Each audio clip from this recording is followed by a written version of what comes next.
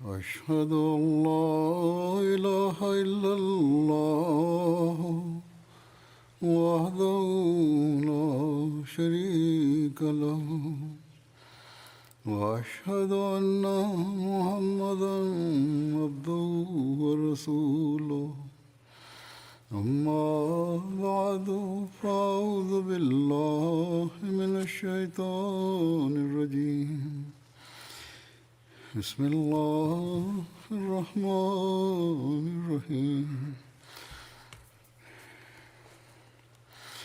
الحمد لله رب العالمين الرحمن الرحيم مالك يوم الدين إياك نعبد وإياك نستعين اهدنا الصراط المستقيم صراط الذين أنعمت عليهم غير المغضوب عليهم ولا الضالين. இன்றைய நாள்களில் திருக்குர்ஆனின் அழகை, அதன் சிறப்புகளை ஹுத்பாக்களில் எடுத்துரைக்கிறேன். இதன் அழகையும் சிறப்புகளையும் எடுத்துரைத்தவாறு ஹஸ்ரத் வாக்களிக்கப்பட்ட மசி அலைஹிஸ்ஸலாத்து வஸ்ஸலாம் அவர்கள் கூறுகிறார்கள், திருக்குர்ஆன் முழுமையான மறையாகும் என்பதை விளக்கியவாறு ஒரு இடத்தில் அன்னார் கூறுகிறார்கள், திருக்குர்ஆன் எந்த அளவு முழுமையான அனைத்தையும் உள்ளடக்கிய மறை என்றால் எந்த நூலும் இத்துடன் போட்டி போட முடியாது என்று நான் உண்மையாகவே கூறுகிறேன். அன்னார் உதாரணம் வழங்கியவாறு கூறுகிறார்கள், ஹுதல்லில் முத்தகீன் என்ற வசனத்துடன் போட்டியிடக்கூடிய ஒரு ஸ்லோகமாவது வேதங்களில் உள்ளதா? நாவால் ஒப்புக்கொள்வது ஒரு விஷயம் என்றால், அதாவது அதன் கனிகளும் விளைவுகளும் தேவையில்லை என்றால், பிறகு முழு உலகமும் ஏதாவது ஒரு வகையில் இறைவன் இருக்கிறான் என்று ஒப்புக்கொள்கிறது. மேலும் பக்தி, இறைவணக்கம் மற்றும் தான தர்மங்கள் ஆகியவற்றையும் நல்லவையாக கருதுகிறது. ஏதாவது ஒரு வகையில் இந்த விஷயங்கள் படி செயல்படவும் செய்கிறது. பிறகு வேதங்கள் வந்து உலகுக்கு என்ன கொடுத்தன? இதுவரை இந்துக்களுக்கு இவ்வாறு பதில் கூறிக்கொண்டிருந்தார்கள். ஒன்று, வேதங்களை ஏற்காத சமுதாயங்களிடத்தில் நன்மைகள் முற்றிலுமே இல்லை என்று நிரூபித்து காட்டுங்கள், அல்லது ஏதாவது தனிச்சிறப்பான அடையாளத்தை காட்டுங்கள். அன்னார் கூறுகிறார்கள், திருக்குர்ஆனை ஆரம்பித்த இடத்திலேயே இயல்பாகவே ஆன்மா எதிர்பார்க்கக்கூடிய அந்த முன்னேற்றங்கள் குறித்த வாக்குறுதி அளித்துவிட்டான். ஆக சூரா ஃபாத்திஹாவில் இஹ்தினஸ் ஸிராத்தல் முஸ்தகீம் என்ற போதனையை வழங்கியுள்ளான். மேலும் இவ்வாறு கூறுகிறான், அல்லாஹ்வே எங்களை நேரான பாதையில் செலுத்துவாயாக என்று துவா செய்யுங்கள். இந்த துவாவையும் வழங்கினான். மேலும் நேர்வழி காட்டுவதற்கான துவாவை கற்றுக் கொடுத்துள்ளான் எனும்போது அதற்கு அர்த்தம் நான் நேரான பாதையில் செலுத்துவேன் என்று வாக்குறுதியும் அளித்துவிட்டான் என்பதாகும்.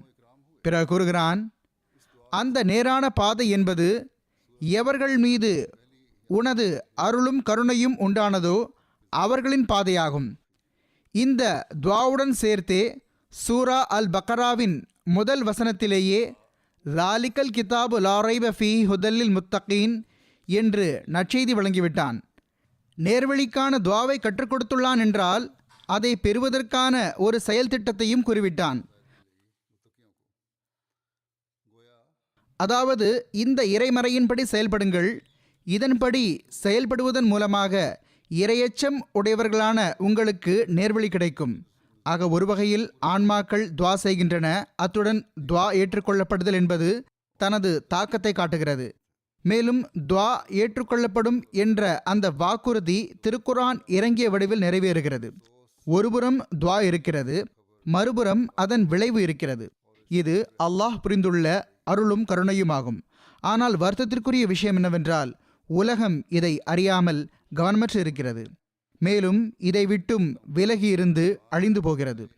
பிறகு அன்னார் கூறுகிறார்கள், நான் மீண்டும் கூறுகிறேன், இறைவன் திருக்குர்ஆனின் ஆரம்பத்தில் இரையச்சமுடையவர்களின் பண்புகளை எடுத்துக் கூறியுள்ளான்.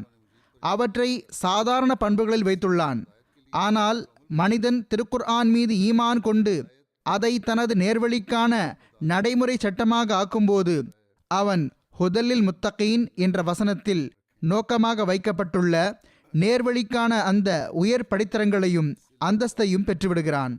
திருக்குர்ஆனின் இந்த அசல் நோக்கத்தை எண்ணி எத்தகைய இன்பமும் மகிழ்ச்சியும் ஏற்படுகிறதென்றால் அதை நம்மால் சொற்களில் விவரிக்க முடியாது. ஏனென்றால் அதன் மூலம் இறைவனின் சிறப்பான அருளும் திருக்குர்ஆனின் உன்னதமும் தெரிய வருகிறது. பிறகு திருக்குர்ஆனின் போதனை ஒரு முழுமையான போதனை என்ற விஷயத்தை திறந்து கூறியவாறு அன்னார் கூறுகிறார்கள், அந்த காலம் ஹதரத் ரசூலுல்லாஹ் ஸல்லல்லாஹு அலைஹி வஸல்லம் அவர்களின் வருகையின் தேவைக்கு மற்றோர் ஆதாரமாகும். மேலும் விளைவு என்ன ஆனது என்பதை அல்யௌம அக்மல்து லக்கும் என்ற வசனத்தில் கூறிவிட்டான். அதாவது அந்த காலமானது அப்போது உலகில் இருந்த சூழ்நிலையாவது ஹதரத் ரசூலுல்லாஹ் ஸல்லல்லாஹு அலைஹி வஸல்லம் அவர்களின் வருகைக்கு ஆதாரமாகும். ஏனெனில் அப்போது தேவை இருந்தது. பிறகு அந்த வருகையின் விளைவு என்ன ஆனது, போதனை எவ்வாறு முழுமையடைந்தது என்பதை அல்யௌம அக்மல்து லக்கும் என்ற வசனத்தில் கூறிவிட்டான். அன்னார் கூறுகிறார்கள், ஒரு வகையில் இது நுபுவத் எனும் அத்தியாயத்தின் 2வது உட்பிரிவு ஆகும். இக்மால் என்பதன் பொருள் அதிகாரங்களை இறக்கிவிட்டான் என்பது மட்டுமல்ல, அதற்கும் மேற்பட்டு உள்ளத்தை முழுமை பெறவும் மனதை தூய்மைப்படுத்தவும் செய்துள்ளான் என்பதாகும். திருக்குர்ஆனை இறக்கிவிட்டான் அல்லது போதனைகளை வழங்கிவிட்டான், மறை இறக்கிவிட்டான் என்பது மட்டுமே சிறப்பு அல்ல. மாறாக சிறப்பு என்னவென்றால் மனிதனின் ஆன்ம நிலையையும் முழுமைப்படுத்திவிட்டான். அமல் செய்பவர்களை முழுமையான மனிதர்களாக்கிவிட்டான். அவர்களின் உள்ளங்களை தூய்மையாக்கிவிட்டான்.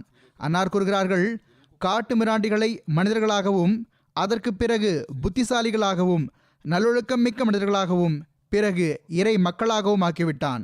பிறகு உள்ளத்தை தூய்மைப்படுத்தினான். மேலும் மனதை முழுமையாக தூய்மைப்படுத்திவிட்டான்.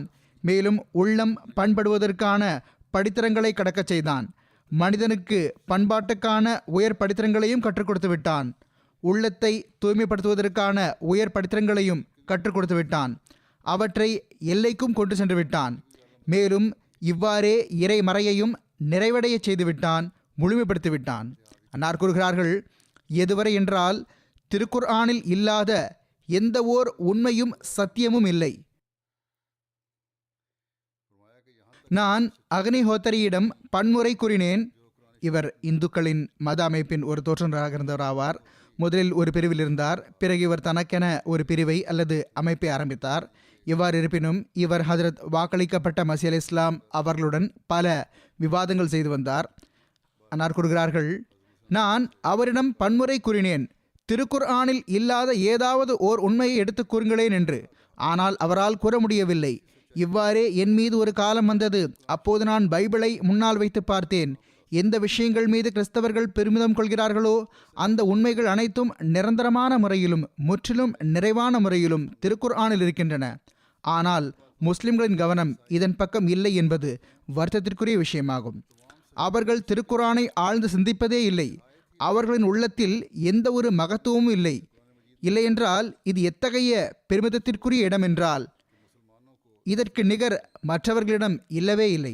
அன்னார் கூறுகிறார்கள், அல்யௌம அக்மல்து லக்கும் தீனக்கும், இன்று நான் உங்களுக்காக உங்கள் மார்க்கத்தை முழுமையாக்கியுள்ளேன் என்ற வசனம் 2 அம்சங்களை கொண்டுள்ளது. ஒன்று, நான் உங்களை தூய்மைப்படுத்திவிட்டேன். 2வது, மறையை முழுமைப்படுத்திவிட்டேன். முழுமையான ஷரியத்தை உங்கள் மீது இறக்கியுள்ளேன். அன்னார் கூறுகிறார்கள், இந்த வசனம் இறங்கிய நாள் வெள்ளிக்கிழமையாக இருந்தது. ஹதரத் உமர் ரலியல்லாஹு அவர்களிடம் ஒரு யூதர் இந்த வசனம் இறங்கிய நாளை பெருநாளாக கொண்டாடியிருக்க வேண்டுமே என்று கூறினார். எந்த அளவு முழுமையான மற்றும் தாக்கத்தை கொண்டுள்ள வசனம் என்றால் மகிழ்ச்சியில் அந்த நாள் பெருநாளாக இருந்திருக்க வேண்டுமே.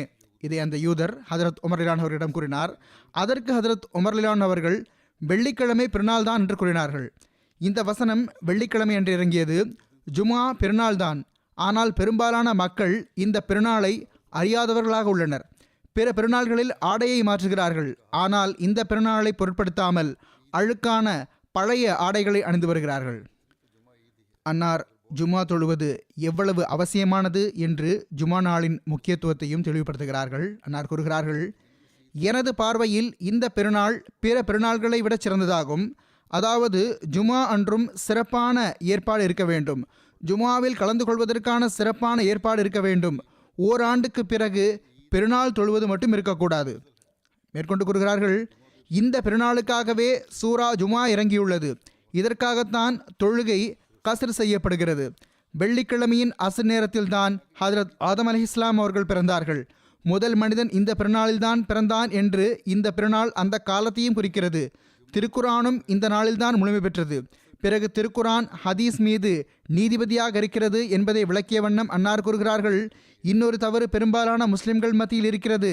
அவர்கள் திருக்குரானை காட்டிலும் ஹதீஸுக்கு முன்னுரிமை அளிக்கிறார்கள். ஆனால் இது தவறாகும். திருக்குர்ஆன் ஓர் உறுதியான தரத்தை கொண்டுள்ளது. ஹதீஸின் அந்தஸ்து கற்பனையாகும். திருக்குரானின் போதனையோ ஓர் உறுதியான போதனையாகும். ஆனால் ஹதீஸை நம்மால் உறுதியானது என்று கூற முடியாது. அதுவோ பின்னால் சேகரிக்கப்பட்ட பல அறிவிப்புகளாகும். அன்னார் கூறுகிறார்கள், ஹதீஸ் தீர்ப்பளிக்கக்கூடியதல்ல, மாறாக திருக்குர்ஆன் அதன் மீது நீதிபதியாக உள்ளது. தீர்ப்பளிப்பது திருக்குரானின் பணியாகும். எனினும் ஹதீஸ் திருக்குரானுக்கு விளக்க உரையாகும். பல ஹதீஸ்களிலிருந்து வசனங்களுக்கு விளக்கம் கிடைத்துவிடுகிறது. அதை அதற்கான தரத்தில் வைக்க வேண்டும். ஹதீஸ் திருக்குரானுக்கு எதிராக ஆகாத அளவுக்கு, அதற்கு ஏற்ப இருக்கும் அளவுக்கு ஹதீஸை ஏற்பது அவசியமாகும். ஆனால் அதற்கு மாற்றமாக இருந்தால் அது ஹதீஸ் அல்ல, மாறாக நிராகரிக்கப்பட்ட கூற்றாகும். ஆனால் திருக்குரானை புரிவதற்கு ஹதீஸ் அவசியமானதாகும். ஆனால் அத்துடன் எதையும் நினைவில் கொள்ளுங்கள், ஹதீஸ்களில் பல ஹதீஸ்கள் எத்தகையவை எனில் அவற்றால் சில வசனங்களுக்கு விளக்கம் கிடைக்கிறது. அவை சான்றோர்களான சஹாபா பெருமக்களின் அறிவிப்புகளாகும். எனவே அதை புரியவும் வேண்டும். ஆனால் ஹதீஸ் திருக்குரானுக்கு எதிராக இருக்கக்கூடாது என்பதை நினைவில் கொள்ளுங்கள். பிறகு கூறினார்கள், திருக்குர்ஆனில் இறங்கிய இறை கட்டளைகளை ஹதரத் ரசூலுல்லாஹ் ஸல்லல்லாஹு அலைஹி வஸல்லம் அவர்கள் செயல்முறையாக செய்தும் செய்ய வைத்தும் காட்டியுள்ளார்கள். மேலும் ஒரு முன்மாதிரியை நிலைநாட்டிவிட்டார்கள். இந்த முன்மாதிரி இல்லாமல் இருந்திருந்தால் இஸ்லாத்தை புரிய முடியாது. ஆனால் திருக்குர்ஆன் அசலாகும். ஆன்மீக காட்சி காண்பவர்கள் சிலர் ஹதரத் ரசூலுல்லாஹ் ஸல்லல்லாஹு அலைஹி வஸல்லம் அவர்களிடமிருந்து நேரடியாக எத்தகைய ஹதீஸ்களை கேட்டறிந்துள்ளார்கள் என்றால் அவை மற்றவர்களுக்கு தெரிந்திருக்கவே இல்லை, அல்லது தற்போதுள்ள ஹதீஸ்களை உறுதிப்படுத்தி கொண்டிருப்பார்கள்.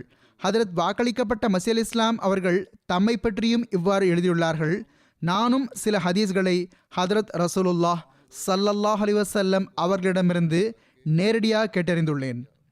பிறகு திருக்குர்ஆனின் சொல்வன்மை பற்றி எடுத்துரைத்தவாறு அன்னார் கூறுகிறார்கள், திருக்குர்ஆன் தன்னுடைய சொற்றொடர்களில் எந்த அளவு சொல்வன்மை உடையதாகவும் இடத்திற்கு தகுந்த சொற்களை கொண்டதாகவும் உன்னதமானதாகவும் மென்மையானதாகவும் பொலிவை உடையதாகவும் இருக்கிறதென்றால், உதாரணமாக இஸ்லாத்திற்கு கடுமையான எதிரியான மிகவும் தலைக்கணம் கொண்ட குறை கூறும் ஒருபவன் அரபு மொழியின் இலக்கியங்களை சரியாக எழுதுவதில் முழுமையான தேர்ச்சி பெற்றவனாக இருக்கிறான்.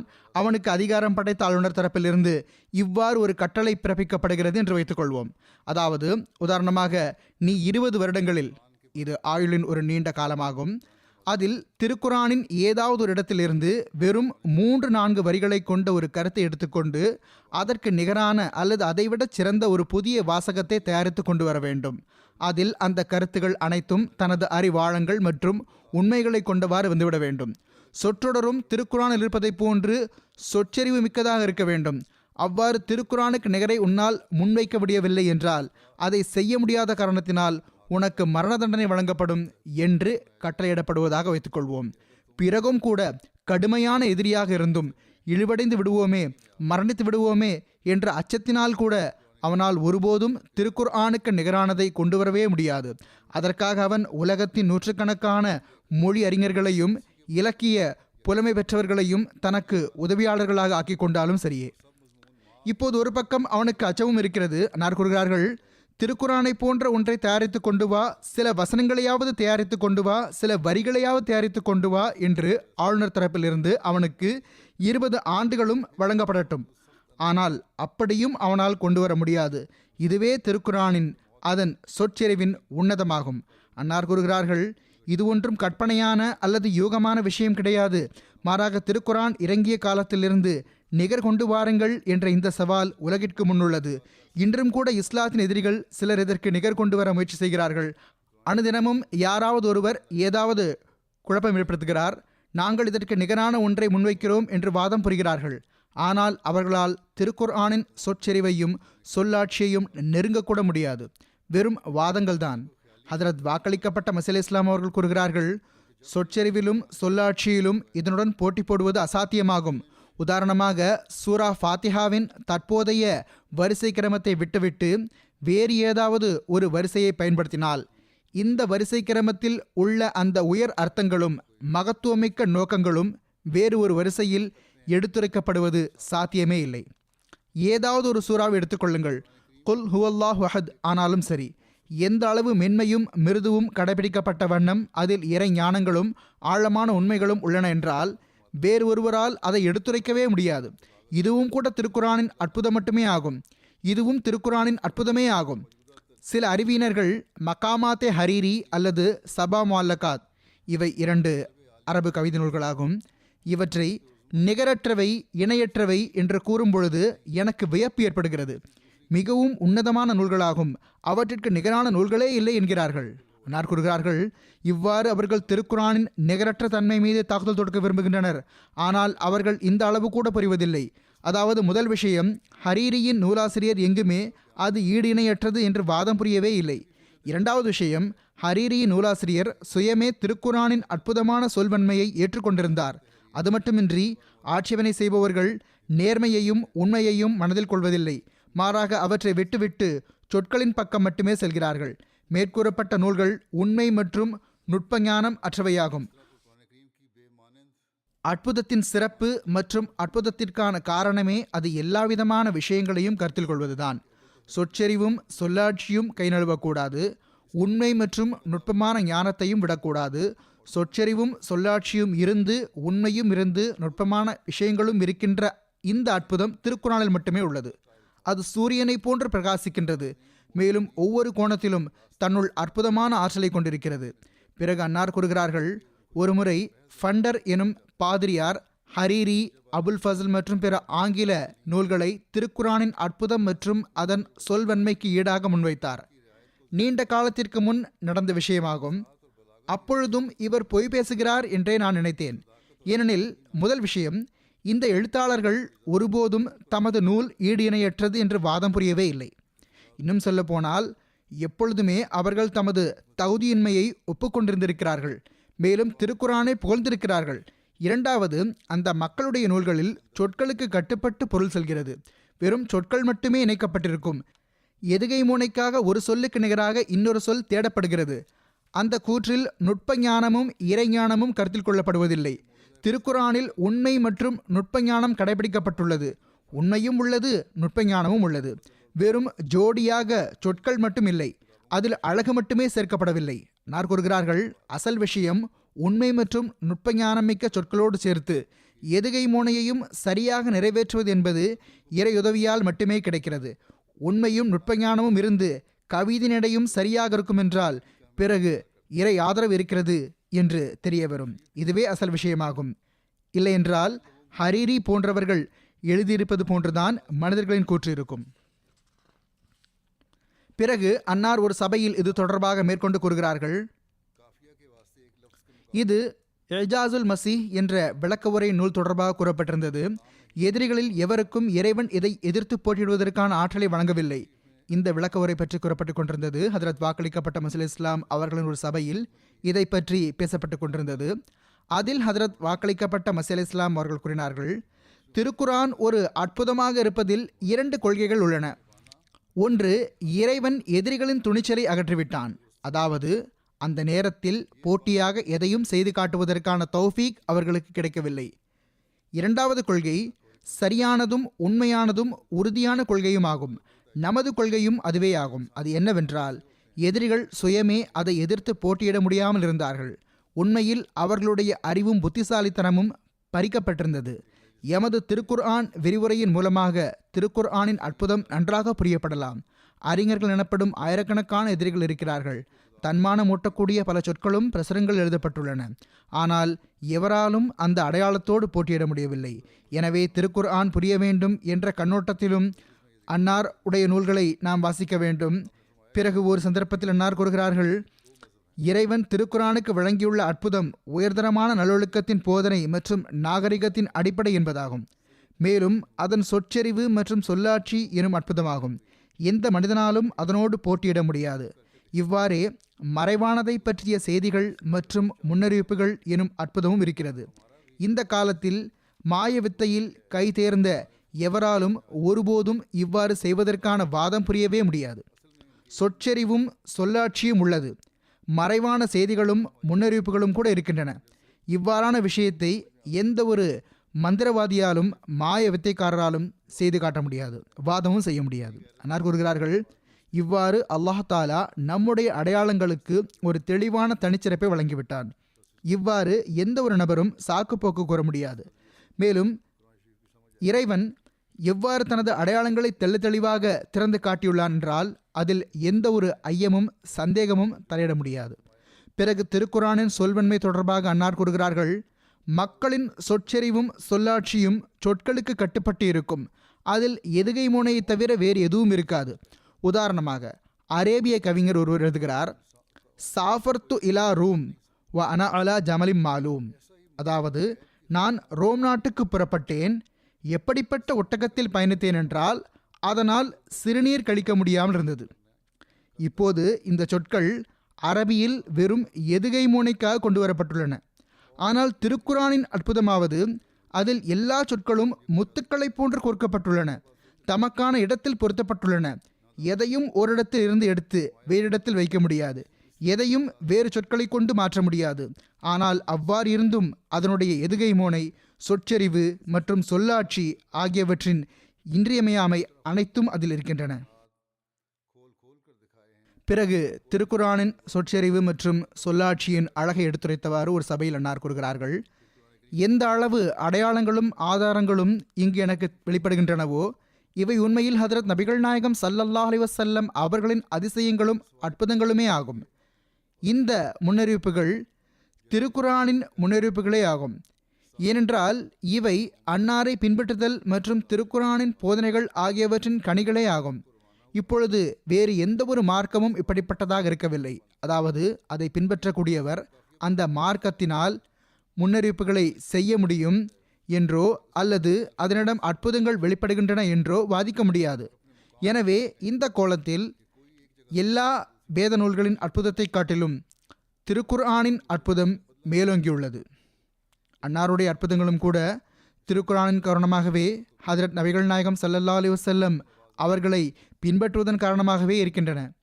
பிறகு கூறுகிறார்கள், பிறகு சொற்செறிவு மற்றும் சொல்லாட்சி எனும் மற்றோர் அம்சமும் எந்த அளவு உயர்தரமானதாகவும் ஏற்றுக்கொள்ளப்பட்டதாகவும் இருக்கிறது என்றால் நீதியை விரும்பும் எதிரிகளும் கூட அதை ஏற்றுக்கொள்ள நேரிட்டது. திருக்குர்ஆன் ஃபஅ்து பி சூரத்தி மின் மிஸ்லிஹ் என்று வாதம் புரிந்துள்ளது. ஆனால் இன்று வரை எவராலும் அதற்கு நிகரானதை கொண்டு வர முடியவில்லை. இதில் இருப்பதை போன்று ஓர் அதிகாரத்தை கொண்டு வாருங்கள் என்று இந்த வாதம் திருக்குர்ஆனில் உள்ளது. மிக அதிகம் சொற்பொழிவு திறன் கொண்டிருந்த அரேபியர்கள் சிறப்பான சந்தர்ப்பங்களில் பெரும் பெரும் சபைகளை கூட்டி வந்தார்கள். அவற்றில் தமது கவிதைகளை வாசித்து காட்டி வந்தார்கள். அவர்களால் கூட இதோடு போட்டி போட முடியவில்லை. பிறகு திருக்குர்ஆனின் சொல்வன்மை சொற்களுக்கு பின்னால் மட்டும் செல்லும் வகையிலும் பொருள் அதை பின்பற்றுவதாகவும் இல்லை. அதாவது பொருளை பற்றியும் அர்த்தத்தை பற்றியும் கவலைப்படாமல் சொல்லான அதற்கு பின்னால் பொருள் செல்வதாக இல்லை. மாறாக உயர்தரமான சொற்கள் எவ்வாறு ஒரு வினோதமான வரிசை கிரமத்தில் வைக்கப்பட்டுள்ளனவோ அவ்வாறே அறிவாளங்களும் இறைஞானங்களும் அதில் எடுத்துரைக்கப்பட்டுள்ளன. அறிவாளங்களையும் இறைஞானங்களையும் எடுத்துரைத்து சொற்செறிவையும் சொல்லாட்சியையும் கருத்தில் கொள்வது என்பது மனிதனால் செய்ய முடியாத ஒரு பணியாகும். அன்னார் கூறுகிறார்கள், அல்லாஹ் ஒரு இடத்தில் கூறுகிறான், யத்லு சுஹுஃபம் முத்தஹரா, அதாவது ஆழமான அறிவுகளும் இறை ஞானங்களும் உள்ள அப்படிப்பட்ட தூய்மையான வேதங்களை அவர்களுக்கு வாசித்து காட்டுகின்றார். இலக்கியங்களில் தூய்மையான போதனைகளையும் நல்லொழுக்கங்களையும் ஒரு சேர கருத்தில் கொள்வது மிகவும் கடினமான விஷயம் என்பது எழுத்தாளர்களுக்கு தெரியும். பிறகு இது எந்த அளவு தாக்கம் ஏற்படுத்தக்கூடிய ஈர்க்கக்கூடிய ஒரு போதனை என்றால் அசுத்தமான பண்புகளையும் அகற்றியும் காட்டிவிட்டது. அதனுடைய இடத்தில் உயர்தரமான சிறப்புகளையும் உருவாக்கி காட்டிவிட்டது. அரேபியர்கள் நிலை என்னவாக இருந்தது என்று யாருக்கும் தெரியாமல் இல்லை. அவர்கள் எல்லா குறைகள் மற்றும் தீமைகளின் மொத்த உருவமாக இருந்தார்கள். நூற்றுக்கணக்கான ஆண்டுகளாக அவர்களின் இந்த நிலை சீர்கெட்டிருந்தது. ஆனால் அன்னாருடைய அருள்கள் மற்றும் பரக்கத்துகளில் எந்த அளவு ஆற்றல் இருந்தது என்றால் அது 23 ஆண்டுகளுக்குள் அந்த முழு நாட்டையும் புரட்டி போட்டுவிட்டது. இது போதனையின் தாக்கமாகவே இருந்தது. அன்னார் கூறுகிறார்கள், திருக்குர்ஆனின் சிறியதிலும் சிறிய ஓர் அதிகாரத்தை எடுத்து பார்த்தாலும் அதில் சொற்செறிவு மற்றும் சொல்லாட்சியும் தரமட்டுமே அன்றி போதனைகளின் சொந்த சிறப்புகளையும் உன்னதங்களையும் நிறைத்துவிட்டது தெரியவரும். சூரா இஹ்லாஸை எடுத்துக்கொள்ளுங்களேன். ஓரிறைமையின் எல்லா படித்தரங்களையும் எடுத்து கூறிவிட்டது. சிறிய அதிகாரம்தான், ஆனால் ஏகத்துவத்தின் முழு கருத்தையும் அதில் எடுத்துரைத்துவிட்டது. மேலும் எல்லா விதமான இணை வைத்தலையும் மறுத்துவிட்டது. இதே போன்று சூரா ஃபாத்திஹாவை பாருங்கள், எந்த அளவு அற்புதமாக இருக்கிறது. சிறிய அதிகாரம்தான், அதில் 7 வசனங்கள் தான் இருக்கின்றன. ஆனால் உண்மையில் முழு திருக்குர்ஆனுக்கும் திறனாகவும் சுருக்கமாகவும் பொருளடக்கமாகவும் இருக்கிறது. பிறகு அதில் இறை இருப்பு, அவனுடைய பண்புகள், துஆவின் தேவைகள், அது ஏற்றுக்கொள்ளப்படுவதற்கான காரணிகள், வழிவகைகள், பலனளிக்கக்கூடிய உருக்கமான துஆக்களை செய்வதற்கான வழிமுறை மற்றும் இழப்பு ஏற்படுத்தும் வழிகளிலிருந்து தவிர்ந்திருப்பதற்கான நேர்வழியையும் கற்றுக் கொடுத்துள்ளது. அதே வேளையில் உலகத்தில் உள்ள ஒட்டுமொத்த பொய்யான மதங்களும் அதில் மறுத்து கூறப்பட்டுள்ளன. அந்த சூரா ஃபாத்திஹாவில் சிறிய அதிகாரத்தில் எல்லா விஷயங்களும் வந்துவிட்டன. பெரும்பாலான நூல்களும் மதம் சார்ந்தவர்களும் மற்ற மதத்தின் தீமைகளையும் குறைகளையும் எடுத்துக் கூறுவதையும் மற்ற போதனைகளை குறை கூறி கொண்டிருப்பதையும் பார்ப்பீர்கள்.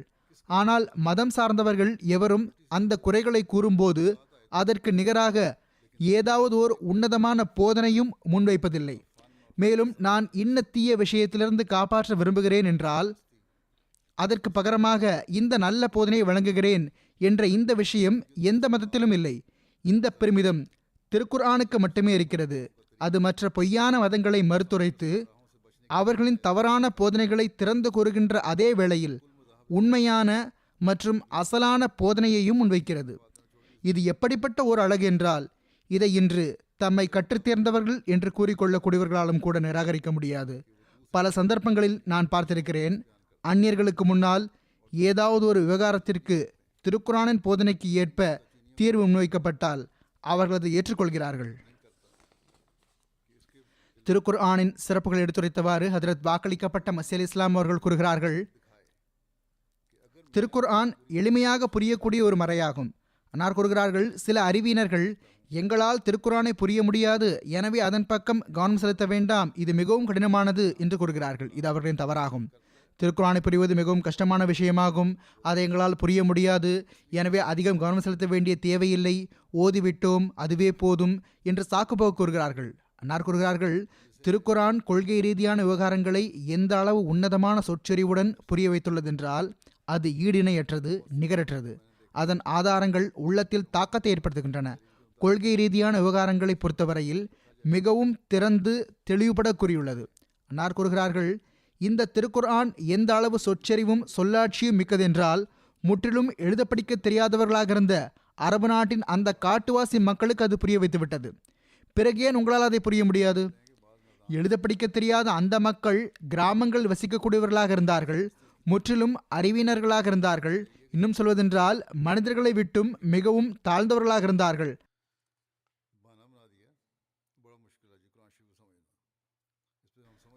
அவர்களை இறைவனின் மனிதர்களாக ஆக்கினார்கள்.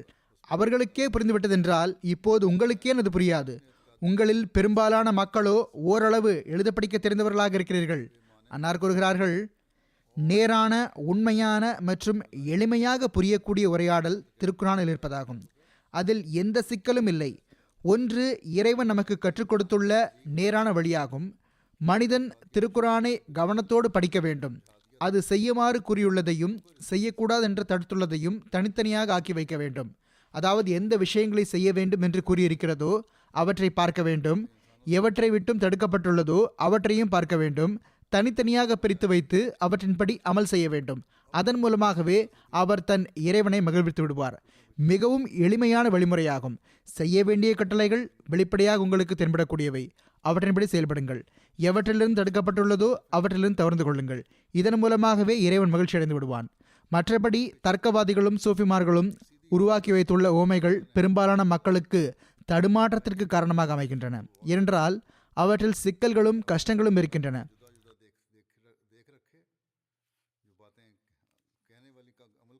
தர்க்கவாதிகளுக்கும் சூஃபிகளுக்கும் பின்னால் செல்லாதீர்கள். அவர்களோ எப்படிப்பட்ட உவமைகளை உருவாக்கியிருக்கிறார்கள் என்றால், எத்தகைய சிரமமான வடிவில் திருக்குரானை முன்வைத்துள்ளார்கள் என்றால் அதனால் தடுமாற்றம்தான் ஏற்படுகிறது, எதுவும் புரிவதில்லை.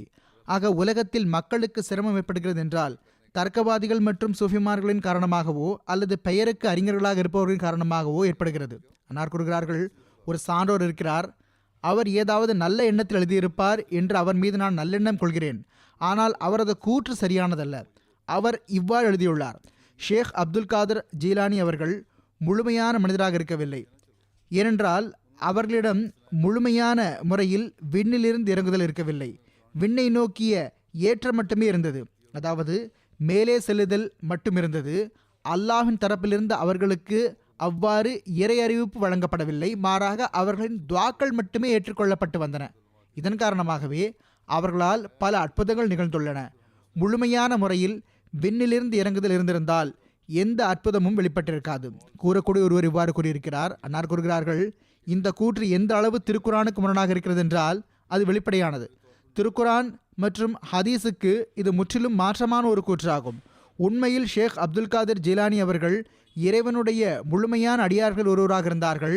அற்புதங்கள் குறித்து அவர்கள் மீது ஆட்சேபனை செய்யப்பட்டால் பிறகு இந்த ஆட்சேபனை எல்லா நபிமார்கள் மீதும் விழும். ஆனால் இதை நினைவில் கொள்ள வேண்டும், அவர்கள் தொடர்பாக அவர்களை ஏற்றுக்கொள்ளக்கூடிய சில மக்கள் அவர்களுடைய அற்புதங்களை குறித்து மிகைப்படுத்தியும் கூறியிருக்கிறார்கள். அதில் தம் தரப்பிலிருந்து கூடுதலாக எழுதியிருக்கிறார்கள். அது தொடர்பான இந்த விஷயங்கள் தவறாகும்.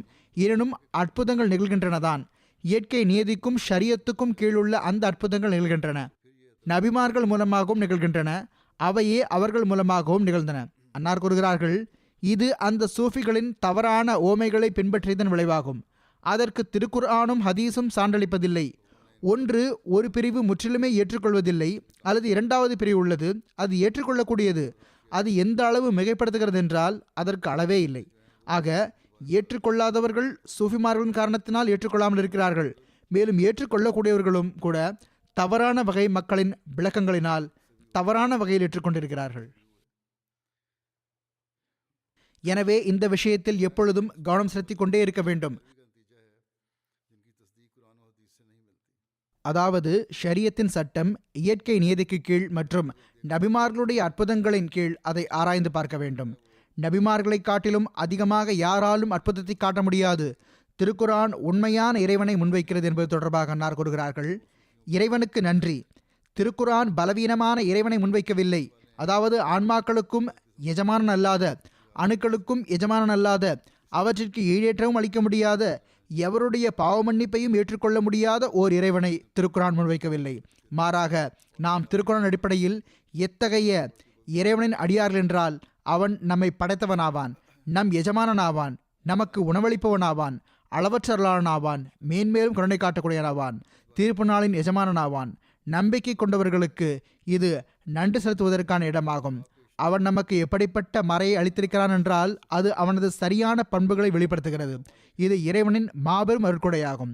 ஹதரத் வாக்களிக்கப்பட்ட மசீஹ் இஸ்லாம் அவர்களின் அறிவு, இறைஞானம், திருக்குரானின் சிறப்புகள் மற்றும் அதன் அந்தஸ்து, தரம் ஆகியவை குறித்த விஷயங்கள் இனிவரும் காலங்களில் துரைக்கப்படும் இன்ஷா அல்லாஹ். இப்பொழுது நான் இங்கு நிறைவு செய்கிறேன். அல்லாஹ் நமக்கு இந்த விஷயங்களை புரிவதற்கும் இவற்றின்படி செயல்படுவதற்கும் திருக்குரானை ஓதுவதற்கும் மற்றும் அதை புரிவதற்கும் நல்வாய்ப்பு வழங்குவானாக. நான் இப்பொழுது சில மர்ஹூம்களை பற்றியும் கூறப்போகிறேன். குறிப்பாக வங்காளதேசத்தின் ஷஹீதை பற்றி கூறப்போகிறேன். அதற்கு பிறகு நான் ஜனாசா தொழுகையும் தொழ வைப்பேன். எனவே இப்பொழுது நான் அதை பற்றி கூறுகிறேன். நாம் அறிந்ததை போன்று வங்காளதேசத்தில் கடந்த நாட்களில் கடந்த ஜும்மா அன்று ஆண்டு மாநாடு நடைபெற்று வந்தது. மாநாட்டின் போது கலவரக்காரர்களும் பயங்கரவாதிகளும் தாக்குதல் நடத்தினர். முன்னரே நிர்வாகமும் காவல்துறையும் ஒன்றும் நடக்காது, நாங்கள் கட்டுப்படுத்தி விடுவோம், எனவே நீங்கள் மாநாட்டை நடத்துங்கள் என்று திருப்தி அளித்திருந்தார்கள்.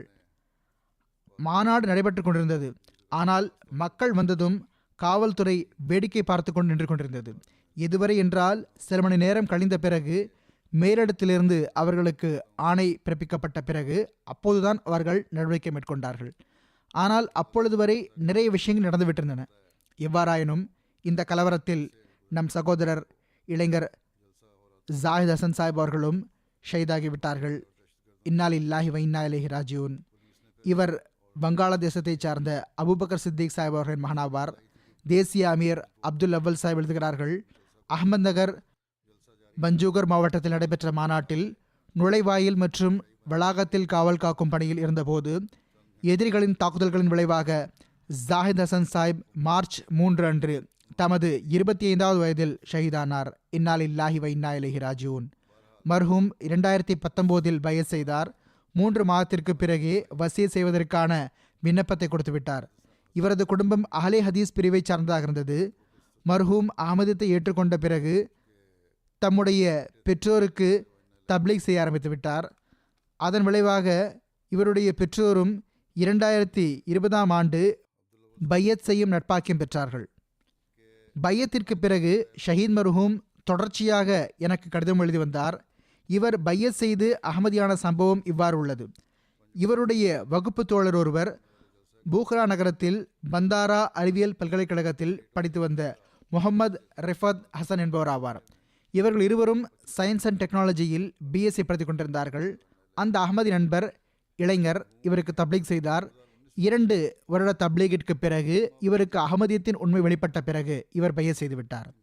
அவ்வல் சாஹிப் எழுதுகிறார்கள், மாநாடு துவங்கியதிலிருந்தே மாநாட்டு திடலின் நாலாபுறத்திலிருந்தும் முல்லாக்கள் தங்களுடைய கூட்டங்களுடன் மாநாட்டு திடலின் சுவற்றின் மீதும் மேற்கு பகுதியில் அமைந்துள்ள நுழைவாயிலின் மீதும் தாக்குதல் தொடுக்க ஆரம்பித்தார்கள். கற்கள் இருந்தது மட்டுமல்லாமல் கோடாரிகள், இரும்பு கம்பிகள் போன்ற நாட்டு ஆயுதங்களாலும் இவர்கள் தாக்குதல் தொடுத்து கொண்டிருந்தார்கள். மேலும் சந்தர்ப்பம் கிடைத்த இடத்திலெல்லாம் அவர்கள் நெருப்பு மூட்டி வந்தார்கள். ஹாதிம்கள் மிகவும் வீரமாக தங்களுடைய டியூட்டிகளை நிறைவேற்றி கொண்டிருந்தார்கள். பொதுவாக டியூட்டியில் இருந்தவர்களை தவிர வேறு எவரும் வெளியில் செல்லவில்லை. அனைத்து ஹாதிம்களும் உள்ளே இருந்தார்கள். உள்ளிருந்தவாறே பாதுகாத்து கொண்டிருந்தார்கள். கூறுகிறார்கள், மாநாடு துவங்கி 1.25 மணி நேரத்திற்கு பிறகு தாக்குதல் தொடுத்தவர்கள் சுவற்றின் ஒரு பகுதியை உடைப்பதில் வெற்றி கண்டவுடன் ஹாதிம்களிடம் என்ன விலை கொடுத்தாலும் சரி சுவரையும் மாநாட்டு திடலையும் பாதுகாப்பதை உறுதிப்படுத்துங்கள் என்று கூறப்பட்டது. அப்பொழுது நுழைவாயில் எண் 1 நிறுத்தப்பட்டிருந்த ஜாயித் ஹசன் ஷஹீத் தம்முடன் இருந்தவர்களுடன் இணைந்து மாநாட்டு திடலின் சுவற்றை தாக்கிக் கொண்டிருந்தவர்களை அப்புறப்படுத்துவதற்காக மிகவும் வேகத்துடனும் துணிவுடனும் சென்றடைந்தார். அப்போது ஒரு சந்தர்ப்பத்தில் இவர் போராடிக்கொண்டே தம் நண்பர்களை விட்டு பிரிந்து சென்று விட்டார். ஆக அந்த சந்தர்ப்பத்தை சாதகமாக்கி தனியாக இருந்த அவரை தாக்குதல் தொடுத்தவர்கள் பிடித்து விட்டார்கள். அவரது தலைக்கு பின்பகுதியில் கோடாரியாலோ அல்லது வேறொரு கூர்மையான ஆயுதத்தாலோ தாக்கிவிட்டார்கள். பிறகு அவரை சிறிது தூரத்திற்கு இழுத்துச் சென்றார்கள். அவரது முகம் மற்றும் உடலின் பிற பகுதிகளில் மிகவும் இரக்கமற்ற முறையிலும் கொடூரமாகவும் தாக்குதல் தொடுத்தவாறு அவர்கள் மிருகங்கள் என்பதை நிரூபித்து விட்டார்கள். ஷஹீத் மர்ஹூம் ஜாயித் ஹசனை எந்த அளவிற்கு இரக்கமற்ற முறையில் ஷஹீதாக்கினார்கள் என்றால், அவரை அடையாளம் கண்டுகொள்வதில் 2 மணி நேரம் தாமதமானது. இதுதான் இந்த முஸ்லிம்களின் நிலை. அல்லாஹ் மற்றும் தூதரின் பெயரில் அநியாயத்தில், அக்கிரமத்தில் எல்லை கடந்து விட்டார்கள். ஹதரத் நபிகள் நாயகம் ஸல்லல்லாஹு அலைஹி வஸல்லம் அவர்களோ போர்களில் கூட எதிரிகளின் நிராகரிப்பாளர்களின் மூக்கு, காது போன்ற உடல் பாகங்களை சிதைப்பதை விட்டும் தடுத்திருந்தார்கள். ஆனால் இந்த மக்கள் அல்லாஹ் மற்றும் தூதரின் பெயரை எடுக்கக்கூடிய மக்களுடன் இவ்வாறு நடந்து கொள்கிறார்கள்.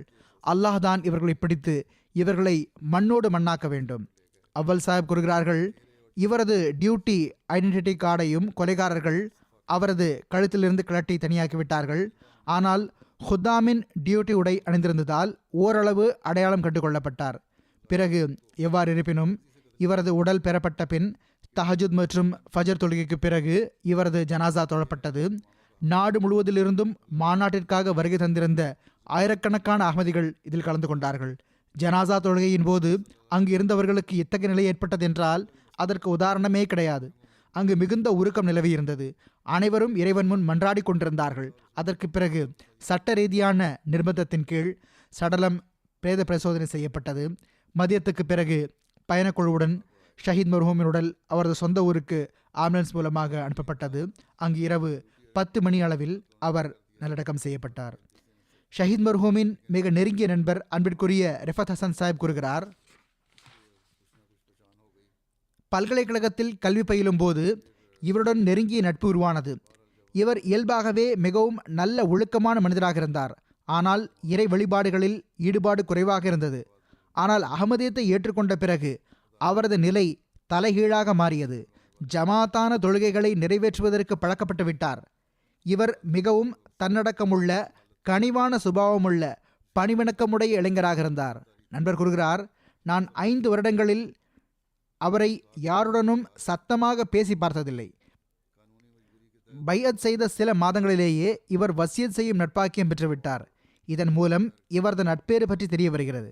பிறகு கூறுகிறார், அன்பிற்குரிய ஜாயித் ஹசன் ஷஹீத் ஹுத்தாமுல் அஹமதியாவின் சுறுசுறுப்பான உறுப்பினராக இருந்தார். ஷஹாதத்தின் போது இவர் டாக்கா மற்றும் பாரிசாலுடைய ஹுத்தாமுல் அஹமதியாவின் உள்ளூர் மொத்தமதாக தொண்டாற்றி வந்தார். மேலும் டாக்காவின் மோத்தி ஜேலின் ஹல்காவின் அதாவது வட்டாரத்தின் ஜெய்மாகவும் இருந்தார்.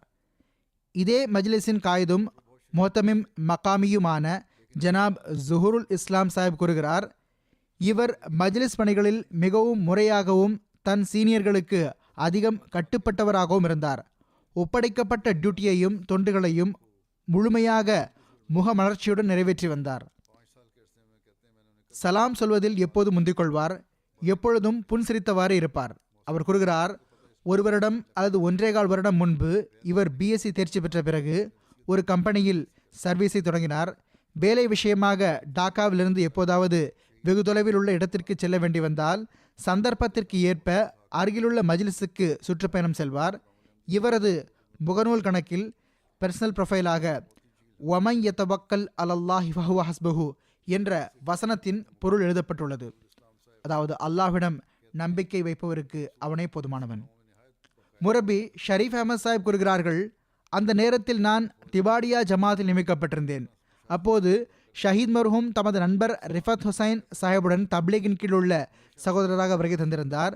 இவர் பையத் செய்ய வேண்டும் என்ற விருப்பத்தை வெளிப்படுத்தினார். நான் இவரிடம், நீங்கள் இன்னும் நேரம் எடுத்துக்கொள்ளுங்கள், நன்றாக ஆராய்ந்து கொள்ளுங்கள் என்று கூறினேன். அதற்கு இவர், நான் ஜமாத்தில் உண்மையை ஏற்றுக்கொண்டு விட்டேன், இருந்தாலும் தாங்கள் கூறுவதனால் பிறகு வந்து பையத் செய்கிறேன் என்று கூறினார். எனவே அடுத்த முறை அல்லது அதற்கு பிறகு இவர் பையத் செய்து விட்டிருந்தார். முரபி சாஹிப் கூறுகிறார்கள், பையத் செய்த பிறகு இவர் அஹமதியத்தையும் ஹிலாஃபத் அமைப்பையும் புரிந்து கொள்வதற்கான முழு முயற்சியை தொடங்கிவிட்டார். மிகவும் ஆழ்ந்த அறிவை பெற்றார். நான் குறிப்பிட்டதை போன்று எனக்கும் கடிதங்கள் எழுதி வந்தார். இவர் எழுதிய கடைசி கடிதத்தையும் இவர் மாநாட்டுக்கு செல்லும் போது எழுதினார். அதாவது, நாங்கள் ரயிலில் மாநாட்டிற்காக செல்கிறோம். எதிரிகளின் திட்டங்கள் மிகவும் ஆபத்தானவை. சில இடங்களில் அவர்கள் நெருப்பு மூட்டியுள்ளார்கள். ஆனால் நாங்கள் மாநாட்டை நடத்துவோம் இன்ஷா அல்லாஹ் என்று எழுதியிருந்தார். மேலும் தன் ஈமானை வெளிப்படுத்தியிருந்தார். பிறகு, என் உறவினர்கள், என் கிராமவாசிகள் அனைவரும் அகமதியாக வேண்டும், அந்த கிராமம் முழுவதும் அகமதியாக வேண்டும் என்றும் தம் விருப்பத்தையும் வெளிப்படுத்தியிருந்தார். இது அவர் எழுதிய கடைசி கடிதமாகும். ஒரு ஹாதிம் கூறுகிறார், ஷஹீத் எவ்வளவு பணிவுள்ள பணியாளராக இருந்தார் என்றால், எப்போது அவருக்கு யாராவது வேலை கொடுத்தாலும் அவர் மாட்டேன் என்று கூறியதில்லை. அவர் கூறுகிறார், சில சமயங்களில் நான் அவரிடம், ஜாஹித் பாய், இவ்வளவு வேலை செய்து கொண்டே இருந்தால் முடிந்து போய்விடுவோம் என்று கேலியாக சொல்வேன். இதை கேட்டும் எப்பொழுதும் புன்சிரித்து விடுவார். ஷஹீத் மூசியாகவும் இருந்தார். ஹாதிம் கூறுகிறார், அவர் இவ்வளவு விரைவாக வசிய செய்வதற்கு என்ன காரணம் என்று நான் அவரிடமிருந்து அறிய விரும்பினேன். அதற்கு அவர், இமாம் மஹதி உண்மையாளர் ஆவார்கள், அவர்கள் கூறியது அனைத்தும் உண்மையாகும். ஹதரத் வாக்களிக்கப்பட்ட மசீஹ் இஸ்லாம் அவர்கள் வசியத் செய்யுமாறு வழிகாட்டல் வழங்கியுள்ளார்கள், அதனால்தான் நான் வசியத் செய்துவிட்டேன் என்று கூறினார். அவர் கூறுகிறார், நான் அவர் கூறியதை கேட்டு ஹதரத் வாக்களிக்கப்பட்ட மசீஹ் இஸ்லாம் அவர்கள் மீது இத்தனை ஆழ்ந்த ஈமான் கொண்டுள்ளாரா என்று வியப்படைந்தேன். பிறகு கூறுகிறார், ஒருமுறை ஷஹீத் மர்ஹூமிடம் அவர் அகமதியத்தை ஏற்றுக்கொண்டதற்கான ஓர் அடிப்படை காரணம் பற்றி கேட்கப்பட்ட போது இவர் கூறினார், இன்று வரை இமாம் மஹதி என்றோ அல்லது மசீஹ் என்றோ நபி என்றோ வாதம் புரிந்தவர் எவரும் வெற்றி பெற்றதும் இல்லை, எந்த ஜமாத்தும் வெற்றி பெற்றதும் இல்லை. ஹஜரத் மிர்சா குலாம் அஹமத் காதியான் அலைஹிஸ்ஸலாம் அவர்கள் மட்டும்தான் வெற்றி பெற்றுள்ளார்கள். அன்னார் உண்மையாளராக இல்லாமல் இருந்தால் பொய் நபித்துவாதிகளைப் போன்று அன்னாரது நிலையும் ஆகியிருக்கும். முன்பே கூறியது போன்று ஷஹீத் மர்ஹூமின் பெற்றோர்கள் இருவரும் உயிரோடு இருக்கிறார்கள். அல்லாஹ் நருளால் அகமதியாக இருக்கிறார்கள். ஷஹீத் மர்ஹூம் தம் பெற்றோருக்கு ஒரே மகனாக இருந்தார், திருமணமாகாதவராக இருந்தார். அவருக்கு 2 சகோதரிகள் உள்ளனர். ஆனால் அவர்கள் அகமதிகள் அல்ல, தப்லீகின் கீழ் உள்ளார்கள். அல்லாஹ் இவர்களின் பெற்றோருக்கும் பொறுமையையும் மனதைரியத்தையும் வழங்குவானாக. நான் கூறியதை போன்று ஒரே மகனாக இருந்தார். இது மிகப்பெரிய துயரமாகும். அல்லாஹ்வின் அருளால் மட்டுமே பெருந்துன்பத்தை தாங்கிக் கொள்வதற்கான தௌஃபீக் கிடைக்கிறது. ஷஹீதின் அந்தஸ்தையும் அல்லாஹ் உயர்த்துவானாக. இவ்வாறு இருப்பினும் அல்லாஹ்வின் கூற்றிற்கு ஏற்ப இந்த ஷஹீத் நிரந்தரமான வாழ்வை பெற்றுவிட்டார். அல்லாஹ் இவருடன் எப்போதும் சிறப்பான முறையில் நடந்து கொள்வானாக. இந்த அநியாயக்காரர்களை பிடிப்பதற்கான ஏற்பாட்டையும் விரைவில் செய்வானாக. ஜமாத் மக்களை இப்படி சோதனைகளில் ஆழ்த்தி கடுமைகளை காட்டி அவர்களது தைரியத்தை குறைத்துவிடலாம் என்று எதிரி நினைக்கிறான். ஆனால் அதற்கு முற்றிலும் மாற்றமாக நடக்கிறது. அங்கிருந்தும் எனக்கு சில கடிதங்கள் வந்துள்ளன. சில இளைஞர்களும் இவ்வாறு கடிதம் எழுதியுள்ளார்கள். மேற்கொண்டு ஷஹீதாக வேண்டிய தேவை ஏற்பட்டால் நாங்களும் அவர்கள் ஒருவராக இருக்க வேண்டும் என்று துவா செய்யுங்கள். ஆக இப்படிப்பட்ட மக்களை இந்த நீசமான எதிரிகளால் என்ன செய்துவிட முடியும்? இவ்வாறு இருப்பினும் நாம் துவா செய்ய வேண்டும். அல்லாஹ் இவர்களின் தீங்கிலிருந்து நம்மை பாதுகாப்பானாக, நம்மீது கருணையும் அருளும் புரிவானாக. இன்றைய நாள்களில் துவாக்களில் அதிகம் அழுத்தம் கொடுங்கள். நான் எடுத்துக்கூற விரும்பும் இரண்டாவது ஜனாசா அல்ஜீரியாவின் கமால் பதா சாஹிப் அவர்களுடையதாகும். இவர்கள் பிப்ரவரி 2ஆம் தேதி 57வது வயதில் வஃபாத் ஆகிவிட்டார்கள். இன்னா லில்லாஹி வ இன்னா இலைஹி ராஜிஊன். ஜமாத்தின் சதர் அப்துல் அலீம் சாஹிப் எழுதுகிறார்கள், மர்ஹூம் ஓர் உண்மையான நம்பிக்கையாளராகவும் களப்பற்ற அஹ்மதியாகவும் இருந்தார்கள். இவர்கள் தமது இல்லத்தை ஜமாத்தின் கூட்டங்கள், தொழுகைகள் மற்றும் தப்லீகின் பணி மும்முரங்களுக்காக எப்போதும் திறந்து வைத்திருந்தார்கள். எல்லா அஹ்மதிகளும் இவர்களின் ஈமானிய ஆற்றல், விருந்தோம்பல் பண்பு மற்றும் பரந்த மனப்பான்மைக்கு சான்று பகர்கிறார்கள். மர்ஹூம் அவர்கள் மனைவி மட்டுமின்றி 3 பிள்ளைகளை நினைவாக பின்பற்றிச் சொல்கிறார்கள். அவர்களில் 2 மகன்கள் அகமதி அல்லாதவர்கள், 1 மகள் அகமதி ஆவார். இவர்களின் மனைவி மதிப்பிற்குரிய கரிமா சாஹிபா லஜ்னா தலைவியாக தொண்டாற்றும் நல்வாய்ப்பை பெற்றுள்ளார்கள்.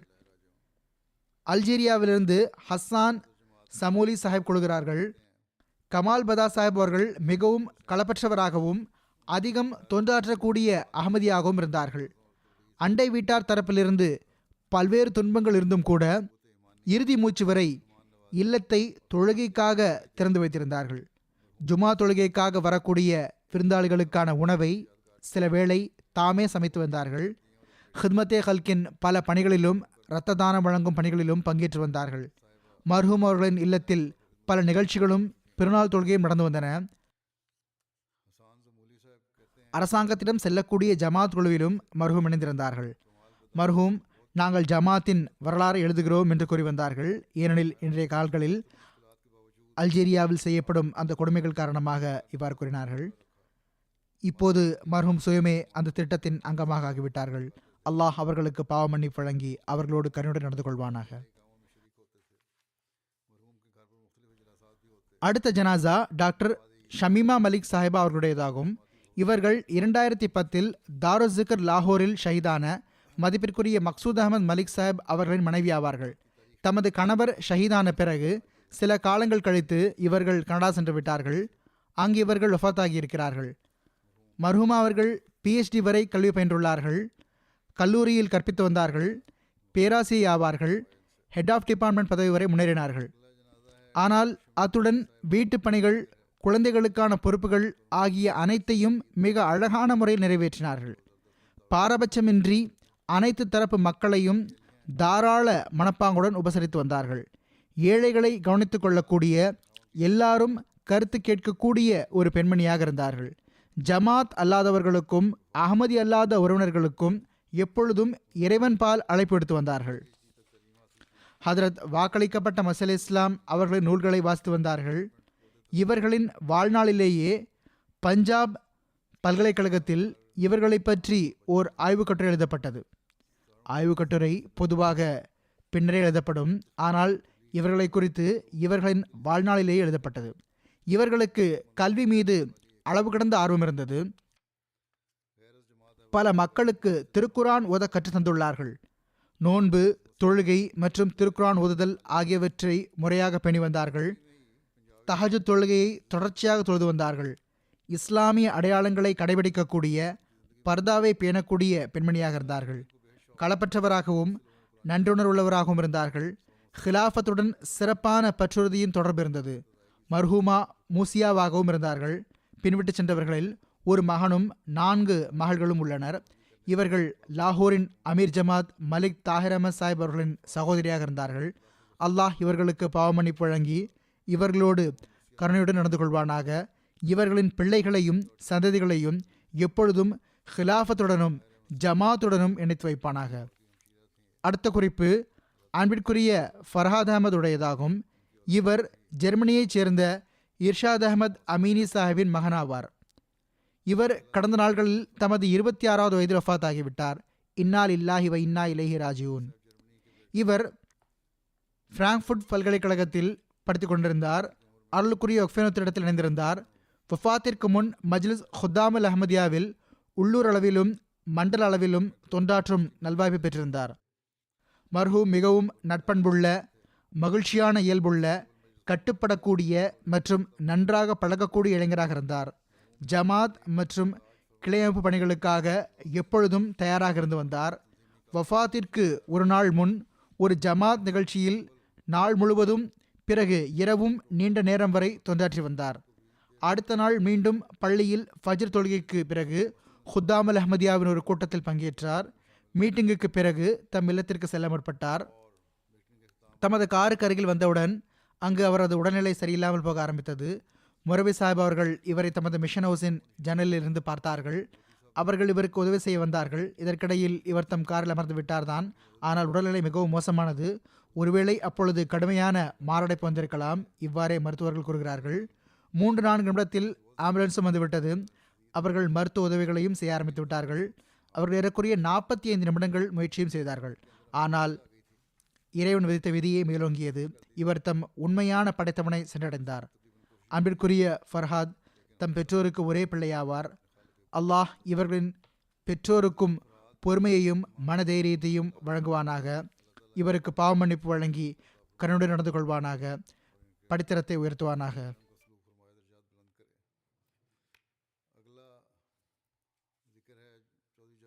அடுத்த குறிப்பு சௌத்ரி ஜாவேத் அஹமத் பஸ்மல் சாஹிப் அவர்களுடையதாகும். இவர்கள் இன்றைய நாள்களில் கனடாவில் இருந்தார்கள். இவர்கள் கடந்த நாட்களில் 72வது வயதில் வஃபாத்தானார்கள். நீண்ட காலம் நோய்வாய்ப்பட்டிருந்தார்கள். தஹ்ரீக் ஜதீதின் நிலங்களில் மிக நீண்ட காலம், அதாவது 24-25 ஆண்டுகள் இவர்களுக்கு மேனேஜராக பணிபுரியும் நல்வாய்ப்பு கிடைத்தது. பிறகு ஹுத்தாமுல் அஹமதியா மற்றும் இதர ஜமாத் சேவைகளுக்கான நட்பாக்கியம் இவர்களுக்கு கிடைத்து வந்தது. இவர்களுக்கு உமர்கோட் மாவட்டத்தின் அமீராகவும் சேவை செய்யும் நட்பாக்கியம் கிடைத்தது. இவர்கள் பின்விட்டு சென்றவர்களில் மனைவி, 4 மகன்கள் மற்றும் 2 மகள்கள் உள்ளனர். இவர்களின் மகன் தாஹிர் அஹமத் சாஹிப் கூறுகிறார்கள், என் தந்தையார் பல சிறப்புகளுக்கு சொந்தக்காரராக இருந்தார்கள். மார்க்க சேவகராகவும் மனிதகுலத்துக்கு பயனளிப்பவராகவும் இருந்தார்கள். ஹிலாஃபத்துடன் ஆழிய நேசம் இருந்தது. இவர்கள் ஹிலாஃபத்துடன் சிறப்பான தொடர்பு இருக்க வேண்டும் என்றே எப்பொழுதும் முயற்சி செய்து வந்துள்ளார்கள். ஏழைகள் மீது அதிகம் அக்கறை கொண்டவராக இருந்தார்கள். இவர்கள் நில உரிமையாளராக இருந்தார்கள். இவர்களுக்கு சிந்தில் நிலப்புலன்களும் இருந்தன. இங்கிருந்து செல்லும் போதெல்லாம் தமது பலவீனமான ஏழை நண்பர்களுக்காக அவர்களுடைய திருமணங்களில் பயன்படுத்தும் என்று அன்பளிப்புகளையும் ஆடைகளையும் வாங்கி செல்வார்கள். மகன் கூறுகிறார்கள், விருந்தோம்பல் பண்பு மிக அதிகமாக இருந்தது. அனுதினமும் எங்கள் வீட்டுக்கு விருந்தாளிகள் வந்தவண்ணம் இருப்பார்கள். அவர்களுக்கு இவர்கள் விருந்து உபசரிப்பார்கள். அல்லாஹ் இவர்களை மிகவும் வீரமிக்கவராகவும் ஆக்கியிருந்தான். இவர்கள் எதிரிகளை எதிர்கொள்ள நேரிடும் போதெல்லாம் ஜமாத்தின் தன்மானத்தை முன்னிறுத்துவார்கள். பல நீதிமன்ற வழக்குகளில் மிகவும் தைரியமாக ஜமாத்தை பின்பற்றினார்கள். இதனால் எதிரிகள் 2 முறை அவர்களை தாக்கவும் செய்தார்கள். ஆனால் அப்போது அல்லாஹ் அங்கிருந்து அவர்களை காப்பாற்றிவிட்டான். மிகவும் கடினமாக உழைத்தார்கள். எப்பொழுதும் ஜமாத்தின் பணத்திற்கு மிகவும் மதிப்பளித்து வந்தார்கள். அல்லாஹின் மீது அதிகம் தவக்குல் வைத்து வந்தார்கள். எளிமையான இயல்புடையவராக இருந்தார்கள். இவர்களின் மிகப்பெரிய சிறந்த குணமாக இருந்தது என்னவென்றால், கடைசி நோய் மிக நீண்ட காலம் நீடித்தது. இவர்கள் அதை மிகுந்த பொறுமையுடன் சகித்தார்கள். எல்லாம் வல்ல அல்லாஹின் விருப்பத்தில் திருப்தியடைந்தார்கள். மகன் கூறுகிறார்கள், இவர்கள் இறப்பதற்கு ஒரு நாள் முன்பு இவர்களுக்கு சிகிச்சை அளித்தவர், இவ்வளவு பொறுமையான நபரை நான் என் வாழ்நாளிலேயே பார்த்ததில்லை, ஒருபோதும் எந்த முறையீடும் செய்ததில்லை என்று கூறினார். மருத்துவர் குணமாகாது என்று கூறுகிறார் என்று இவர்களிடம் கூறிய போது, அப்போது இவர்கள் ஓரளவு சுயநினைவுடன் இருந்தார்கள். பேச முடியவில்லை, ஆனால் கேட்டார்கள். மிகவும் பொறுமையாக அதை கேட்டார்கள், மேலும் ஏற்றுக்கொண்டார்கள். மகன் கூறுகிறார், தஹஜ்ஜுத் தொழுவதிலும் தஸ்பீஹ் தொழுவதிலும் இவர்களுக்கு மிகுந்த ஆர்வம் இருந்தது. எப்பொழுதும் முதலில் காலத்தின் ஹலீஃபாவுக்காக துவா செய்து வந்தார்கள். எங்களையும் துவா செய்யுமாறு அறிவித்து வந்தார்கள். விவகாரங்களை புரியக்கூடியவராக இருந்தார்கள். புத்தி கூர்மை இருந்தது. மிகவும் அதிகமாக நன்றி செலுத்தக்கூடியவராக இருந்தார்கள். நெருக்கடியையும் கடினத்தையும் கூட புன்னகையுடன் பொறுத்து கொண்டு வந்தார்கள். மிகவும் தூய்மையான உள்ளத்திற்கு சொந்தக்காரராக இருந்தார்கள். பிறகு மகன் எழுதுகிறார், எங்களது சிறந்த ஆசிரியராகவும் இருந்தார்கள். கருணையுள்ள தந்தையாகவும் இருந்தார்கள். அனைத்து விருப்பங்களையும் நிறைவேற்றக்கூடியவராகவும் சிறந்த ஆலோசனை வழங்கக்கூடியவராகவும் இருந்தார்கள். மிக உறுதியான மனிதராக இருந்தார்கள். அல்லாஹின் அருளால் இவர்களின் பிள்ளைகளும் ஜமாத்துடன் நன்றாக இணைந்துள்ளார்கள். இவர்களுடன் எனக்கும் பழைய தொடர்புகள் இருந்தன. இவர்களின் மகன் கூறிய அனைத்து சிறப்புகளையும் இவர்களை பற்றி எழுதியுள்ள மற்ற மக்களும் எழுதியுள்ளார்கள். இவர்கள் உண்மையிலேயே இந்த அனைத்து சிறப்புகளுக்கும் சொந்தக்காரராக இருப்பதை நானும் பார்த்துள்ளேன். அல்லாஹ் இவர்களுக்கு பாவ மன்னிப்பு வழங்கி கருணையுடன் நடந்து கொள்வானாக.